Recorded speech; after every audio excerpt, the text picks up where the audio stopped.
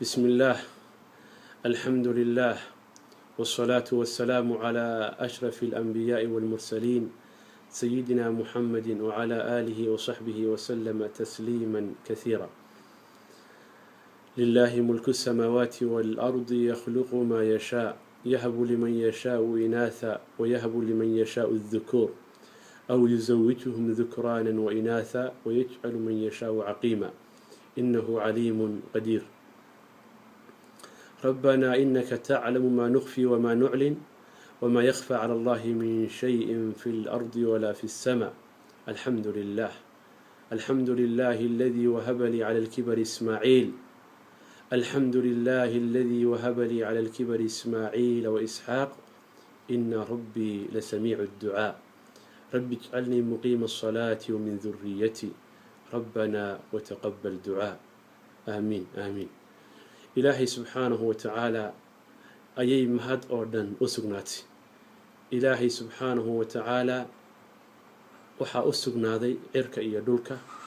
إلهي سبحانه وتعالى وحا أبورا وحو دونه. إلهي سبحانه وتعالى قفكو دونه ويل أيوسيا. إلهي سبحانه وتعالى قفكو دونه قبل أيوسيا. إلهي سبحانه وتعالى عدو دونه ويسقو دره.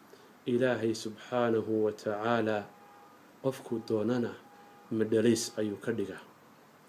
إنه عليم قدير. إنه عليم بخلقه أو بما يخلق، قدير ما يشاء. إلهي سبحانه وتعالى أوداس بدن إسكاله كدب وحانشي عليستي إن آن idiin soo gudbiyo tahniyaddii iyo ducadii aada ii soo dirayseen ayaantan ee ku saabsanayd ilaahay subxaanahu wa tacaala mawluudka cusub ee ugu arsaaqay, iyadoo ay tahay markii ugu horreysay ee ilaahay subxaanahu wa tacaala igu arsaaqo yacni waxa weeye ilmo. waxyaalaha igu dhiirigeliyay waxaa ka mid ah inaan idinka sheekeeyo. waxaa ila soo xiriiray nin dhalinyaro ah oo ka mid ahaa dadkii ii soo tahniyadeynayay. wiilkaas dhalinyarada ah wuxuu ii soo diray risaalo, wuxuu igu soo diray meesha gaarka ah. wuxuu leeyahay akhi, waxaan ahay nin dhalinyaro ah, gabadh baan isqabnay muddo ilaa 5 sano ah. 5tii sano aan isqabnay kadib waxaa dhacday inaan u tagno dhakhtar. dhakhtarkii markaan u tegay wuxuu igu yiri maxaa la yidhaahdaa, shahwadaada ayaa daciifa, ma dhalaysid. waxaa dhacday buu yidhi gabadha reerkoodii ayaa ka warhaday arrintii, sidii baana gabadhii laygaga furay. wuxuu yidhi arrintaasi waxay noo sababtay in aniyo xaaskaygiina la kala fogeeyo oo aan kala tagno. sidaasuuna reerkaygi ku burburay. waa waxyaalaha igu dhiirigeliyey inaan qisadan idinka sheekeeyo. waxaa la yidhi cumar bin khataab, ilaahay subxaana wa tacaala ha ka raali ahaadee, ayaa maalin maalmaha ka mida isaga oo meel fadhiya ayaa waxa uu arkay 2 nin oo aada iyo aada isugu eg. markii uu 2 nin arkay ayuu aada intuu fiiriyey wuxuu yidhi ma ashbaha alghuraab bilghuraab. tuke maxaa tuke uga eg? tuke maxaa tuke uga eg? oo macnaheedu yahay waa mathal ay carabtu lahaan jireen oo ah marka ay arkaan wax yacni isshabaha muuqaalka oo isu eg ayay oran jireen. oo hadda markaad tuke aragto, tukuhu wada madow yahay. haddii 2 tuko ay soo isdhinac istaagaan ma kala garan kartid. ninkii baa cumar wuxuu ugu jawaabay, wuxuu yidhi yaa amiir almu'miniin, haddii aada ogaan lahayd qisadiisa ilmaha wiilkayga kan waxa weeye ayaa ka sii qariibsan ekaanshaha aan isu egnahay. haddaba anigoo aan jecel inaan idiin soo koobo, bal qisadii aan idiin bilaabo iyada oo hal shariid ah ama hal cajal ah. waxaa dhacday maalin maalmaha ka mid ah, ani iyo xaaskayga aan jeclahay ayaa ka baxnay gurigayaga. waxaanuna aadnay mool ka mid ah moolasha magaalada. waxaan u doonanay adeeg. moolkii markii aan ka soo baxnay oo ka soo danaysanay waxaa bannaanka moolka ku yaalla farmashiye. farmasigii ayaan ku leexanay si aan uga iibsanno daawooyin yaryar oo aan u baahnayn. farmasigii markaan galnay waxaana qaabishay gabar dhalinyaro ah oo muslimad ah una dhalatay waddanka hindiya. gabadhii markay ina aragtay labadan lamaane ee muslimiinta ah ee isla socda waxay isku dayday inay noo sheekayso. sheekadiisay noogu sheekeynaysay, waxay la soo dhex gashay ama su-aalba nooga dhigtay oo na weydiisay caruur ma isu dhasheen. waxaan ugu jawaabay isla markiiba anigoo nafteyda ka hadlaya wax caruur ah maanaan isu dhalin. waxay igu tiri waxaa jirta gabadh saaxiibtay ah oo in muddo aan dhalin. waxay u tagtay dhakhtar dubay ku yaalla oo la yidhaahdo maxamed ashraf. waa nin hindi ah oo takhasuskiisu uu yahay madhalaysnimada iyo waxa khuseeya. marka waxay tiri hindiya wuxuu ku leeyahay meel weyn buu ku leeyahay oo bishii mar buu aadaa, halka kanna wuxuu ku leeyahay ciyaadad weyn ayuu ku leeyahay. marka aad bay u fiicnaan lahayd inaad tagtaan oo ilaahay subxaana wa tacaala hadduu idin qadaray waa helaysaane aada meeshaa tagtaan. hadalkii gabadha aada buu noo farax geliyey, annaga oo ogsoonayn nebiga calayhi salaatu wassalaam hadalkiisii uu lahaa isdaaweeya addoomaha ilaahayow, ma jiro ilaahay subxaana wa tacaala cudur uu soo dejiyey ilaa dawadiisa ayuu soo dejiyey. si kasta xaalku ha noqda gabadhii isla markiiba waxaan ka dalbaday in ay noo qorto telefoonka dhakhtarkaas. isla markiiba waxay wacday gabadh saaxiibteed ah ama qof saaxiibkeed ah, ma garan karo qofku ahaa. nambarkii ayaa loo sheegay, kadibna nambarkii ayay warqad yar noogu qortay. waxay tiri la xiriira aniga xaaskaygu ilaahay subxaana wa tacaala ha ii xifdiye. waxaan ka soo baxnay ciyaadadii ama farmasigii, waxaanuna soo aadnay dhankaas iyo guriganaga. gurigii markii aanu nimid xaaskii waanu sheekaysanay. runtii waxaanu ka sheekaysanay dhakhtarkaas inaanu booqanno oo soo fiirinno. ilaahay subxaana wa tacaala xaaskayga ha xifdiye waxay igu dhiirigelisay in aan dhakhtarkaas u tagno oo aanu aadno. arrintii waan isla waafaqnay. maalin maalmaha ka mid ah ayaanu israacnay anigii xaasku. waxay ahayd bishii 1 2013. dhakhtarkii markii aan u tagnay intaan jidka kusii jirnay mawcid baa naloo sii sameeyey ballan. markaan meeshii tagnayna malaf cusub ayaa naloo furay, fayl cusub ayaa naloo furay. faylkii markii naloo furay waxaa la yidhi fadhiista. meeshu waxay ahayd meel aada iyo aada u buuq badan oo dad fara badan ayaa kuyuu ku jira oo waxa weeye mid ilmo raadinaya, mid ilmo markaas waxa weeye lagu caloosha loogu abuuray maaragtay mawcidkii u socda. meeshii dadkii baan iska dhex galnay. salaaddii maqrib ayaa noo soo gashay. salaaddii maqrib markii ay noo soo gashay waxaa dhacday meeshii waanu ku tukannay. kadibna markii taqriiban ay xoogaa ka soo wareegtay ilaa salaaddii cishe yacni xoogaa ka hor ayaa naloo yeedhay. xilliga aan tagaynana waxay ahayd bacd alcasar. ilaa intaasoo dhan waxaan fadhinay meeshaas. waxaa dhacday dhakhtarkii markii aan u galnay oo malafkaygii uu bilaabay inuu su-aalana weydiiyo.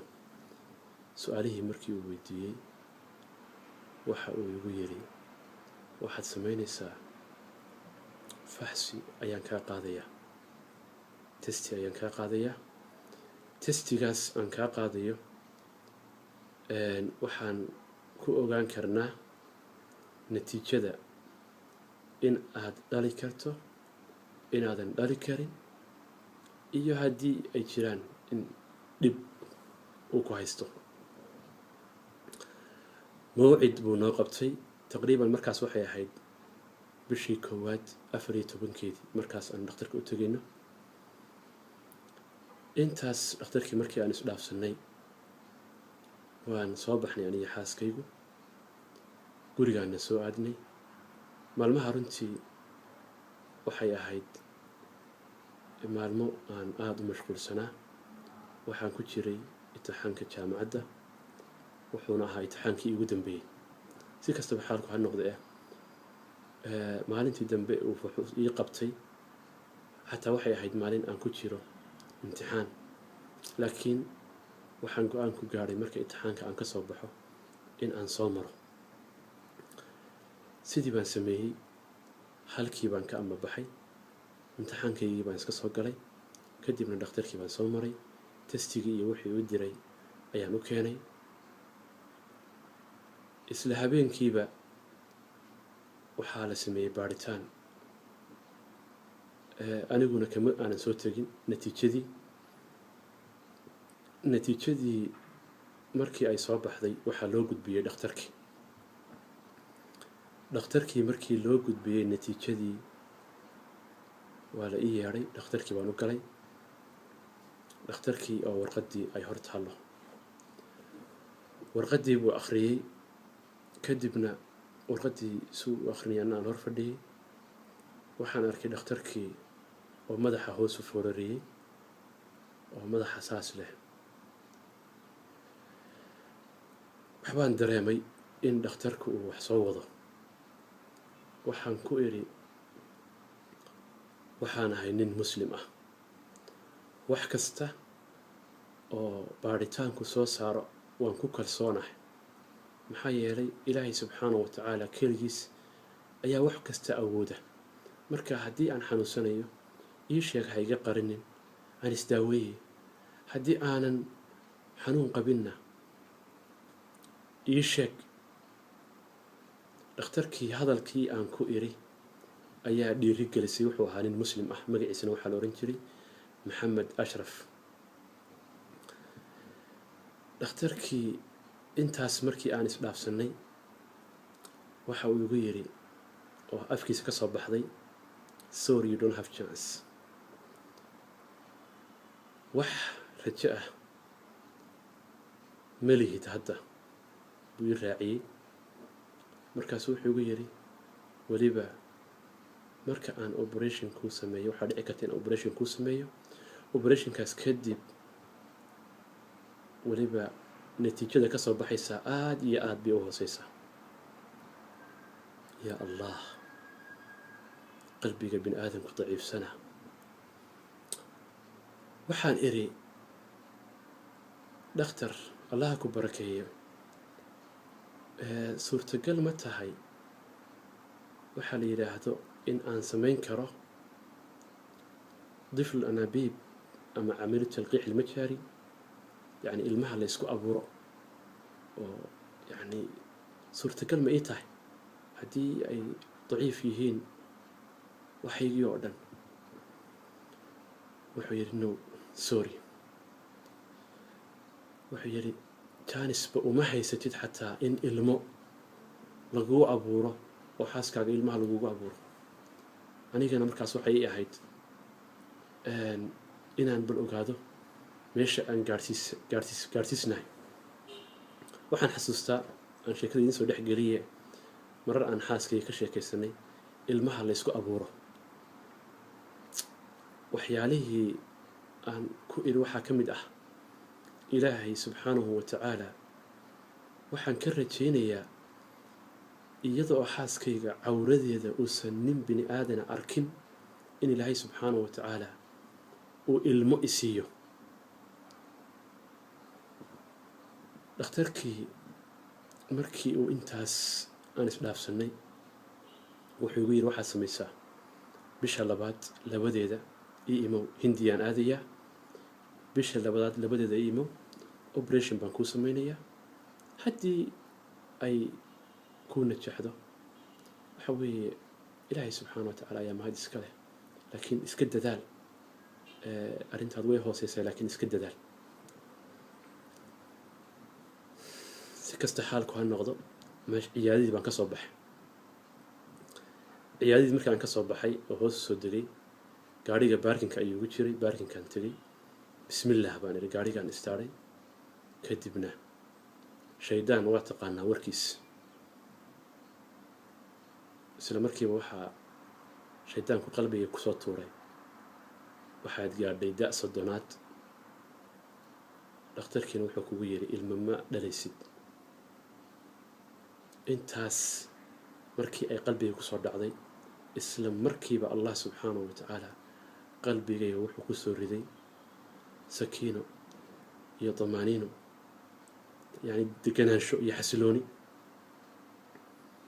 isla markiiba ilaahay subxaanahu wa tacaala wuxuu waafajiyey duco ka mid ah adciyada nebi moxamed calayhi salaatu wasalaam uu ina baray ee weliba la akhristo salaadaha marka la tukado kadib ducadaasi waxay ahayd allahuma laa maanica limaa acطayt walaa mucdiya limaa manact walaa yanfacu da ljaddi minka ljad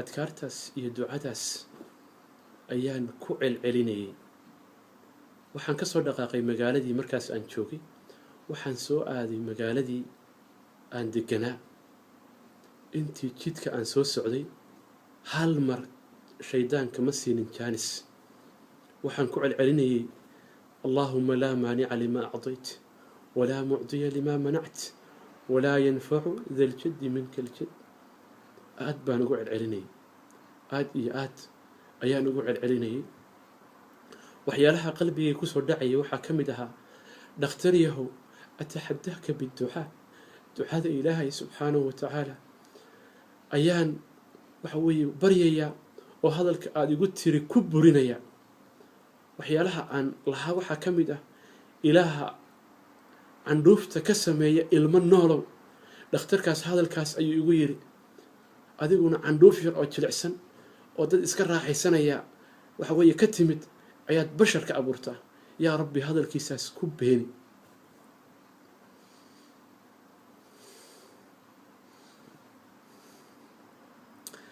intaas markii ay dhacday waxaan soo aaday telefoon baa ii soo dhacay kadibna waxaan kala gooyey adkaartii iyo ducadii aan waday gurigaygii baan soo aaday xaaskayga ayaan u imid ilaahay ha xifdiyo xaaskayga markii aan u imid waxaan ku idhi iyada laftigeedu waxay iga sugaysay natiijadii dhakhtarka waxay igu tiri maadaa qaala laka adabiib dhakhtarkii muxuu kugu yiri dhakhtarkii muxuu kugu yiri isla markiiba jawaab baan siiyey waxaan ku idhi dhakhtarkii wuxuu igu yiri ma dhalaysid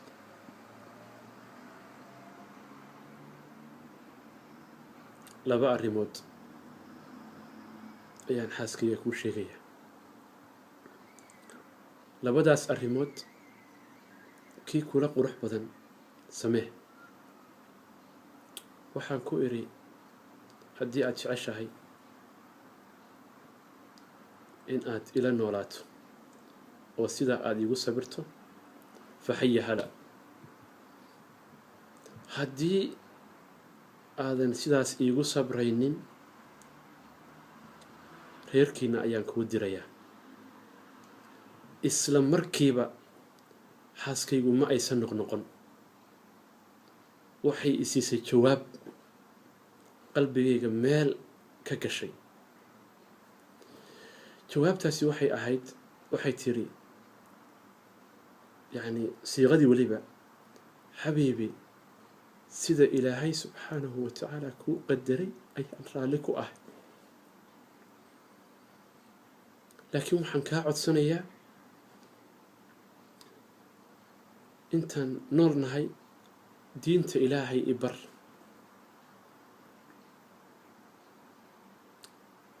allahu akbar ilaahay subxaanahu wa tacaala markiiba laabtaydii way degtay. waxaan aada iyo aada uga dhimanayay oo aada iyo aada murugo iigu ahayd anigoo ogsoonaa in ilaahay subxaanahu watacaala uu wuxuu rabo bixiyo, ilmahana ilaahay subxaanahu watacaala ay gacantiisa ku jirto. waxaa aada iyo aada iigu ahaa dhib iigu ahaa waxaa la yidhaahdo furiin,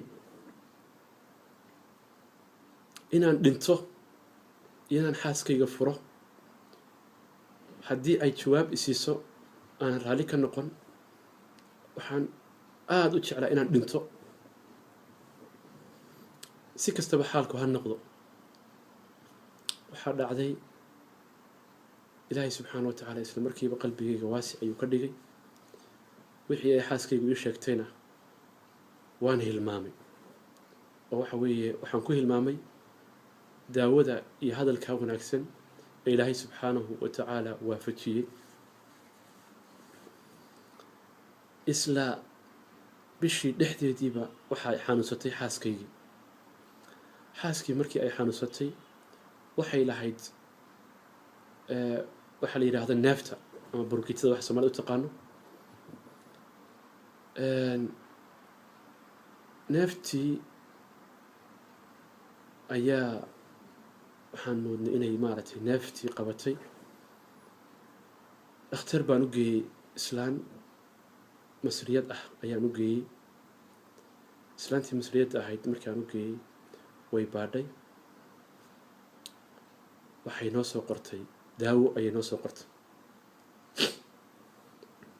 daawada ay noo soo qortay waxaa ka mid ahaa daawo ilmaha lid ku ah oo aan loo ogolayn qof uur leh inuu cuno. daawadii baan iska soo qaadanay, gurigaan nimid, daawadii bay xaaska cuntay. haddana waxa weeye xanuunkii isma bedelin, waa sidiisii. kadib waxay tiri ilow iyo ilow waa inaad i geyso meel yani waxa weeye raajo ah oo waxa weeye burukiitada sawirta, laabta iga sawirta, si aan u ogaadno bal burukiitadii heerka ay marayso. dhakhtarkii burukiitada sawirayay ayaan tagnay. markii aan tagnay oo receptionkii aan lacagtii dhiibay ayaa waxaa la yidhi saxiix xaaskaagu inaysan lahayn uur. warqaddii baan soo qaaday, saxiix dheer baan ku duugay aniga oo leh maxay uur leedahay, anigiiba yaabane. si kastaba xaalku ha noqoto,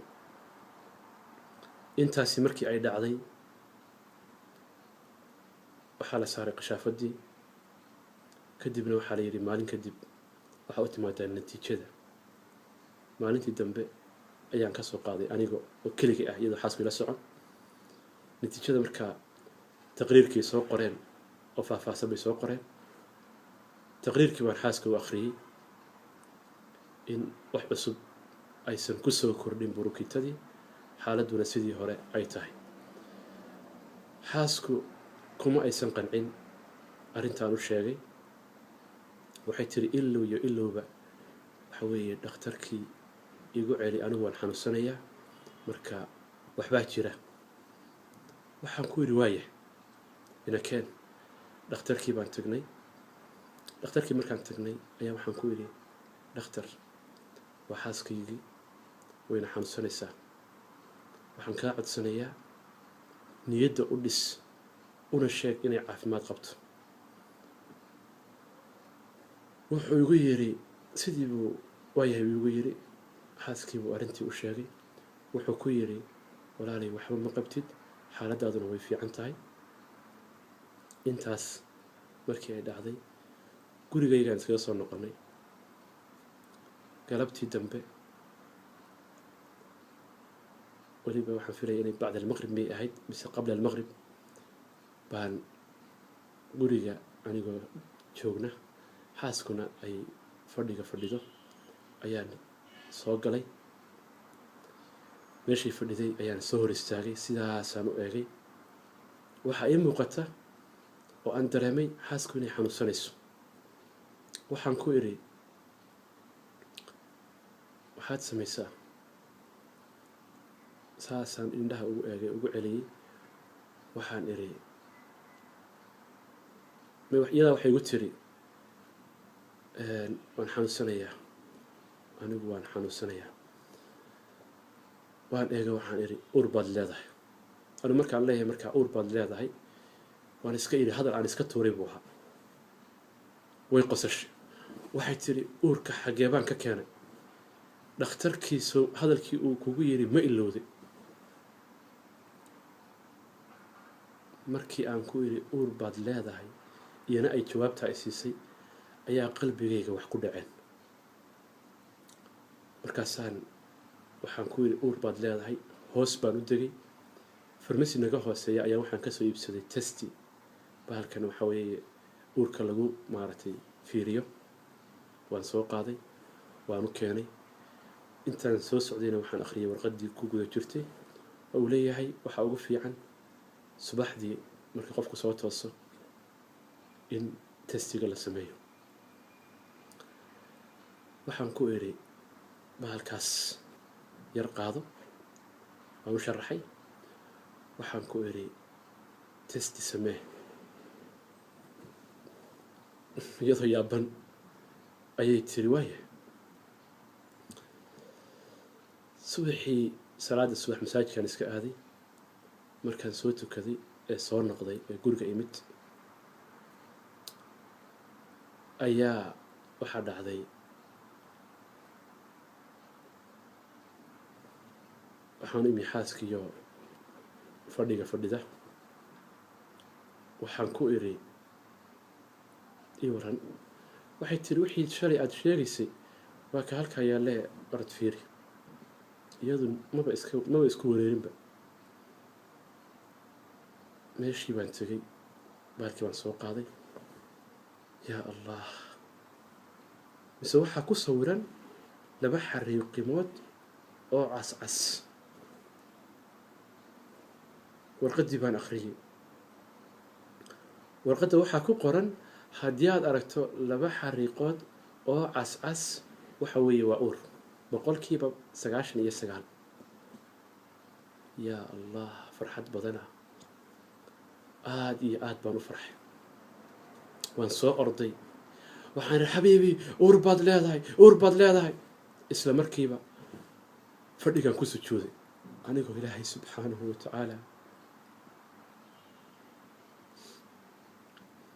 ilaahay subxaanahu watacaala u mahad celinaya intaasi markii ay dhacday xaasku iyada laftigeedu waxna qalbigeeda waa galeen laakiin way kuma kalsoona sida aniga markiiba qalbigayga wax u galeen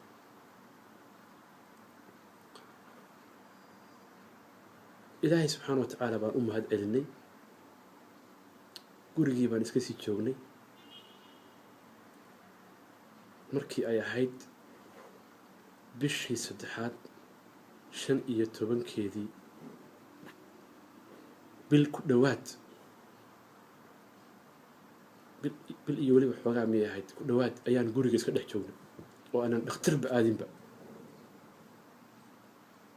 waxyaalaha markaas nagu sii weynayay waxaa ka mid ahaa xanuun dumarkii oo isna hawada ka baxay markaa xaaska laftigeeda kalsooni badan baa soo gashay maadaama ay xanuun dumarkiina weyday intaasi markii ay dhacday waxaa dhacday dhakhtarad baan soo raaraadiyey meel fiican maadaama dhakhaatiirta meeshan ay isugu jiraan rag iyo dumar marka islaan baan soo helay hindiyad ah islaantii hindiyadda ahayd markaan helay oo telefoonkeedii soo qortay mawcid baan ka qabsanay ballan baan ka qabsanay maalin dambaan u tagnay markaan u tagnay bay combyuutar yar oo loo samaystay ilmaha yar in lagu ogaado ayaa xaaska la saaray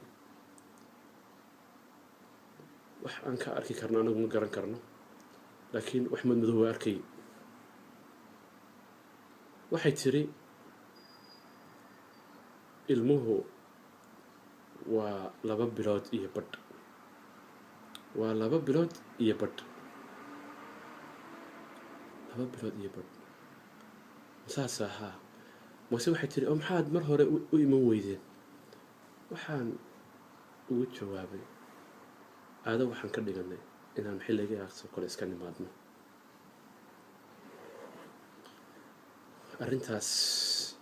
intaasi markii ay dhacday gurigaygaan iskaga soo noqonnay. gurigii markii aan nimid oo xoogaa iska joognay ayaa iska xanuunsanaysa xaaskii. marka waxaan ku noqonnay islaantii hore ee masaarida ahayd ee daawada burukiitada usoo qortay.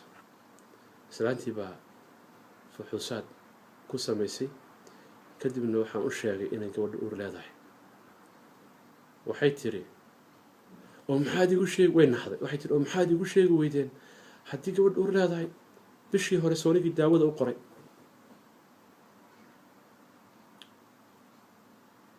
markaasaan waxaan ku yidhi maanaan ogeyn. aada iyo aad bay u yaabtay, aada iyo aad bay u yaabtay. waxay tiri oo iga codsatay haddii ilaahay subxaanahu watacaala uu ilmo ku siiyo, ilmahaas caafimaadkiisa ila soo socodsii. waxaan ku yidhi maa calik, wax dhibaataa ma laha. ilaaha subxaanahu watacaala uurkaas geliyey daawo yaroo aada siisay waxba ka tari mayse, waad mahadsan tahay, insha allah waana kuu sheegi doonaa. qisadii xaaska iyo ilmahaas quruxda badan ee ilaahay subxaanahu watacaala na siiyey oo kooban waatana. ilaahay subxaanahu watacaala baana mahad iska leh. runtii aniga muhiimadda runtii dad fara badani waxa weeye waxa ay isleeyihiin yacni jacaylka quraata ee uu jecel yahay ilmaha ayaa u geeyey farxadda faraha badan iyo hadalladaas uu maaragtay ka sheekaynayo. laakiin runtii waxaan ogahay dad fara badan oo walaalahayga ah oo ila mid ah oo iga khayr badan in ilaahay subxaanahu watacaala uusan ilmo siinin. ilmahaas ilaahay subxaanahu watacaala uusan ku siinin ma aha ilaahay subxaanahu watacaala inuu ku necab yahay. kaafirkaba ilaahay subxaanahu watacaala ilmaha waa siiya, laakiin ilaahay subxaanahu watacaala waxa weeye wuu nagu imtixaanaya. waa nooc ka mid ah imtixaanka. waxaa dhacday hadda ka hor oday adeeri ahaa raxmatullaahi calayhi oo cumar amaan la ohan jiray ayaa wuxuu guursaday xaas. waa berigii hore gabdhaha geela laga bixin jiray.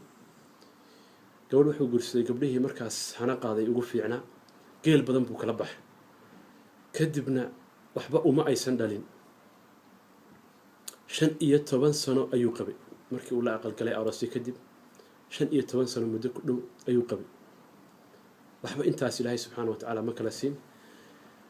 odaygu markaa geel horweyn uu iska leeyahay oo horweynkiisaas ayuu iska raacdaa. isna duurjoog buu iska noqday. waxa weeye guri aan caruur joogin. waxa weeye iftiin badan ma laha runtii inta badan. marka waxaa dhacday habeenkii dambe wuxuu yimi gurigii. wuxuu arkay xaaskii oo murugaysan oo walbahaarsan. habeenkaas markuu arkay wuxuu isku dayay bal in uu afarey ku qanciyo.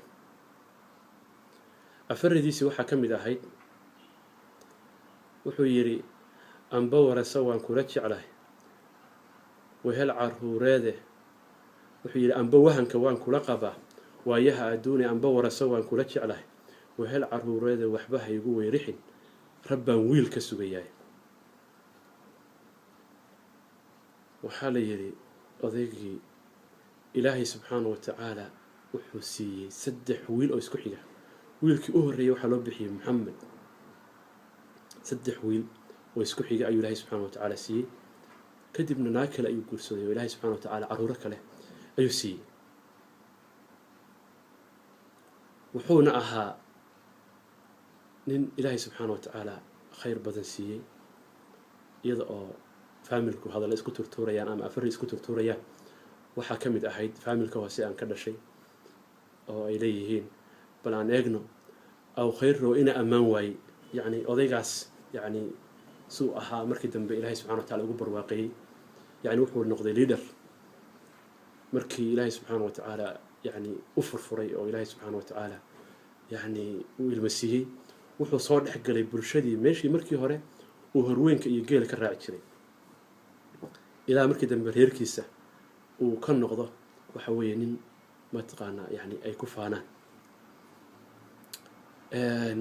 ilaahay subxaana wa tacaala ayaa runtii bixiya hadda ka hor waxaan xasuustaa habeenada ka mid ah aniga oo gurigayga jooga ayaan waqti horena way ahayd waxaan hal mar ku hamiyey in ilaahay subxaana wa tacaala bal aan afarey yar ku baryo afareydii waxyaalaha aan ka xasuusto waxaa ka mid ah waqti horena way ahayd almaanicu waa magaca lown muran ka taagnayna macno ma leh adduunyadu hadduu mowdku daba yaaliyo maalmaha ku soo mara waa inaad kala macaashtaani maal iyo awlaad aan helnaa waa muunadda adduune midigteenna kuma haysanee maalig baa bixinne mani weeye waxa uu ilaah midab ka yeela maryama iyadoon ina rageed maalin qura eegin minkeeda macbuud baa mar qura wiil ku maamulaya macbuudow allahayow haddeer weelku waa marhane midigteena noo saar waxay muhatay laabteen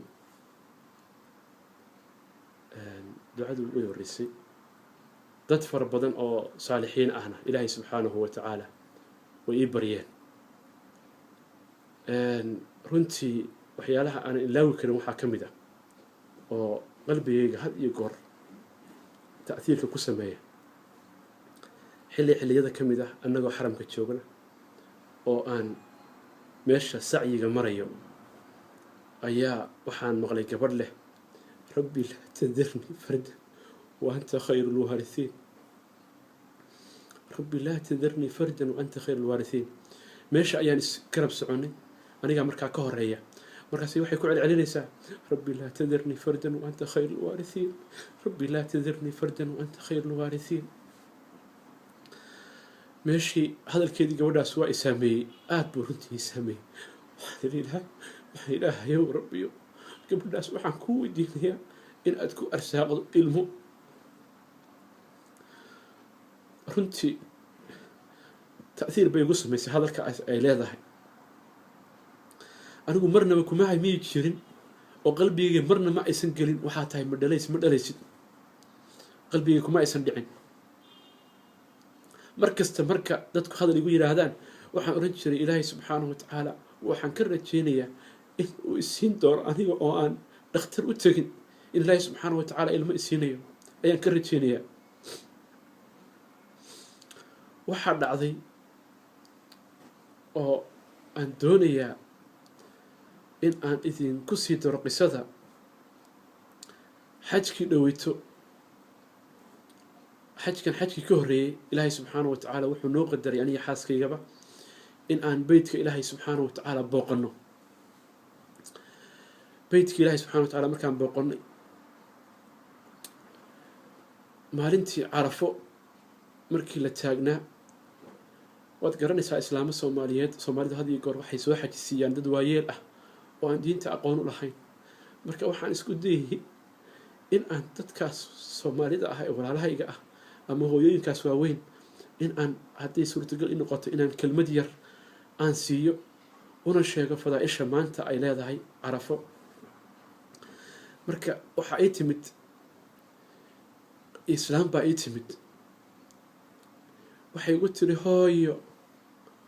hooyo gabadh aan dhalay baa jirta oo in muddo ah reer lahayd oo aan waxba dhalin hooyo iigu ducee in ilaahay subxaanahu wa tacaala ilmo iu siiyo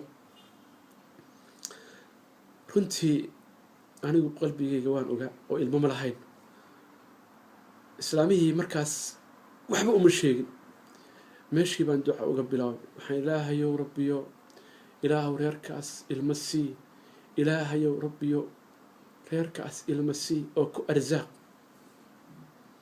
islaamihii meesha ku jiray khaymadda ku jira o dhan aamintaasay hayeen laakiin aniga ima aysan ogeyn in aniga laftigaygu aanan ilma haysan. runtii waxa weeye ilaahay subxaanahu watacaala bixitaanka isaga ayaa iska leh, isagaana wax bixiya. qof walaba ogsoonow rabbigaa subxaanahu watacaala keligiis inuu wax kuu awoodo. haddii ilaahay subxaanahu watacaala ilmo uu kuu diiday wallaahi cid ku siin kartaa ma jirto. haddii ilaahay subxaanahu watacaala kuugu talagalayna wallaahi cid kaa mancin kartaa ma jirto. ilaahay subxaanahu watacaala keligiis ayaa ku siin kara. rabbigaa subxaanahu watacaala u mahadnaq oo ilaahay subxaanahu watacaala u noqo oo ilaahay subxaanahu watacaala u toobadkeen oo ilaahay subxaanahu watacaala weydiiso oo ku weydiiso sujuudda in ilaahay subxaanahu watacaala uu ilmo ku siiyo.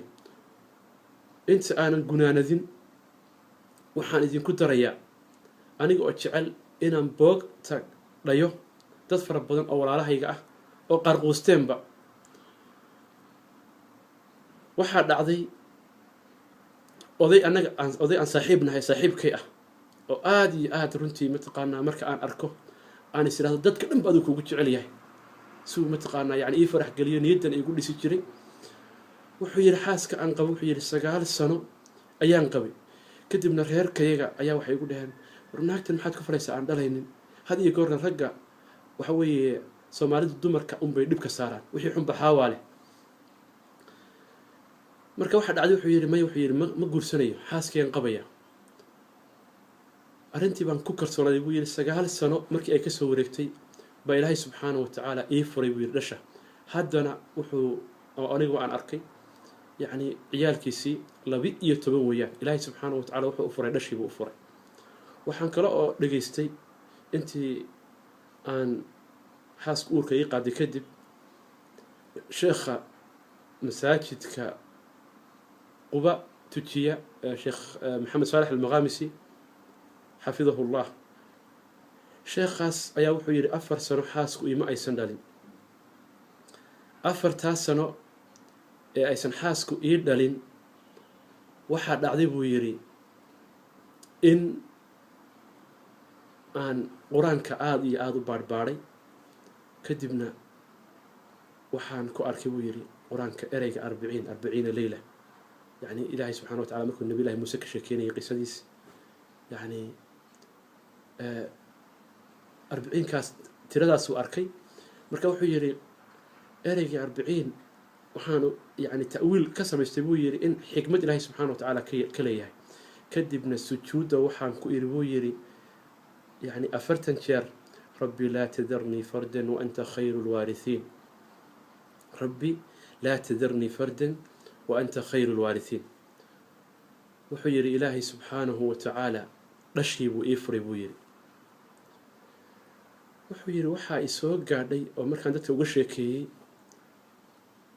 لح إيتوبن حالو أو كو عمل فلي دعاداس 40 jeer ku yiri sujuuda ilaahay subxaanahu wa tacaala ku arsaaqay ilmo. haddaba waxaan leeyahay sheekh maxamed saalax almaqaamisi xafidahu llah wuxuu tijaabiyey rabbi laa tadarnii fardan wa anta khayru lwaarihiin, waana ducadii ilaahay subxaanahu wa tacaala uu ku baryay nebiyullaahi zakariya markii uu maryamo usoo galay iyada oo waxa weeye yani midho aan meeshaba laga helin haysata oo qolna ku dhex jirta. markaas wuxuu ku yidhi yaa maryamu annaa laki haada, maryamay xagee ka keentay يعني وحوي مرهن يعنتن عونيس حاجة كنت وحيت قالت هو من عند الله إن الله يرزق من يشاء بغير حساب.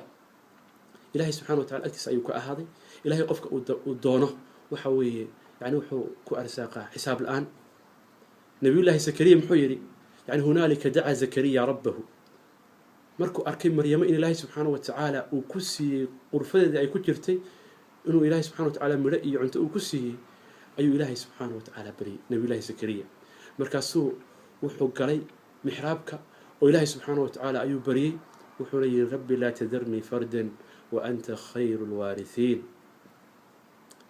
إلهي سبحانه وتعالى إلمو أيو أقوب بشاري يا زكريا إنا نبشرك بغلام اسمه يحيى لم نجعل له من قبل سميا. إلهي سبحانه وتعالى وحو أقوب بشاري إساق أو منبرك كتيرة markuu ilaahay subxaana wa tacaala baryey ilaahay subxaana wa tacaala wuxuu ugu bashaareeyey nebiyullaahi yaxya oo magacan ilaahay subxaana wa tacaala u bixiyey sidaa darteed walaalayaal waan idinku dheereeyey fideogii ugumana talagelin inay intaas igu qaadanayso laakiin aad iyo aad baad runtii idinka mahad celinayaa dhegaysiga aad dhegaysateen waxaan aad iyo aad idinka mahad celinayaa tacaadufka iyo dhiirigelinta aad ii samayseen inaan idinka sheekayo qisadan waxaan aad iyo aad idinku mahad celinayaa tahniyadda kan iyo laabta ah aad ii soo dirteen wallaahi waxyaalaha yani runtii aan aad iyo aad ugu farxay waxaa ka mid ahayd maalinkii ilmaha kan aan dadka ugu bashaaraynayay hooyaday baan wacay hooyaday baan la hadlay oo Soomaaliya joogta markaasaan ku yiri hooyo baan ku yiri hooyo xaaskii uhur bay leedahay hooyadii hadalkii ka soo baxay wuxuu ahaa alxamdulillaah ma sha Allah anigu markaa yani way iga farxad badnaayeen aad bay iga farxad badnaayeen runtii qof kasta aan u sheego waxa weeye farxad iyo oohin ayuu mataqaanaa dareemayay maalinkii ilaahay subxaana wa tacaala ilmaha kan uu qadaray inuu adduunka yimaado oo aan walaalahayga u bashaareeyeyna runtii yacni farxadda ay dareemayaan dadka ila soo xidhiidhaya waliba khaasatan dadka aan isku meesha joogno oo xaalkayga wax ka ogaa runtii yacni waxa weeye waxay ii siyaadisay farxad weyn iyo iimaaniyaad marka walaalayaalow ilaahay subxaana wa tacaala ayaa mahad iska leh keligiis ilaahay kadib subxaanahu wa tacaala waxaan u mahad celinayaa dareenkii naas walaaltinimada leh iyo farxaddii naas walaaltinimada leh iyo qalbigii naas wanaagsan iyo ducadii naas wanaagsan ee aad nagu dhiirigeliseen ilaahay subxaana wa tacaala waxaan ka baryayaa mawluudkaas uu nagu arsaaqay in ilaahay subxaana wa tacaala uu ka yeelo mid ilaahay subxaana wa tacaala uu muslimka ku cizeeyo hadda waxaa batay zaman ilmo la dhalay oo ilmihii waxa weeye yani waxa weeye qaar ay gaaloobeen ilmo waxaa arkaysaa waxa weeye waalidkii caasi ku noqday ilaahay subxaana wa tacaala waxaan ka baryayaa oo weydiistay in ilaahay subxaanahu wa tacaala uu ilmahaas uu ka yeelo ilmo anfaca diintiisa dalkiisa dadkiisa ilaahay subxaanahu wa tacaala waxaan ka baryayaa inuu noqdo xidigii ilaahay subxaanahu wa tacaala u soo saaray muslimiinta ilaahay subxaanahu wa tacaala waxaan ka baryayaa inuu inta uu nool yahayna ilaahay subxaanahu wa tacaala nolol karaamo leh uu ku karaameeyo maalinka ilaahay subxaanahu wa tacaala oofsadayna in ilaahay subxaanahu wa tacaala uu darajeeyo isaga iyo waxa weeye hooyadiis runtii waxaan hilmaami karin xaaskayga qiimaha badan xaaskayga sabirka badan ee iga sabirka badan xaaskayga ii sabirtay intaas intii aan isqabnay aad iyo aad baan ugu mahad celinayaa waxa weeye waxaa la yidhahdaa likulli cadiimin nin kasta oo waxa weeye madaxaha oo mataqaanaa yani wax noqda waraa'uhu imra'a yani haweeney baa mataqaanaa ka dambaysa ilaahay subxaanahu wa tacaala unbaa abaalkeeda gudi kara abaal weyn bay igu leedahay ilaahay subxaanahu wa tacaala ayaa abaalkeeda gudi kara waxaana isku dayayaa ilaahay subxaanahu wa tacaala inta uu inooleysiiyo inta ay nooshahay inaanan naa kale la guursan ayaan rajeynayaa ilaahay idankiis aad iyo aad baad mahadsantihiin wajazaakum allahu khayran wassalaamu calaykum waraxmat ullaahi wabarakaatuh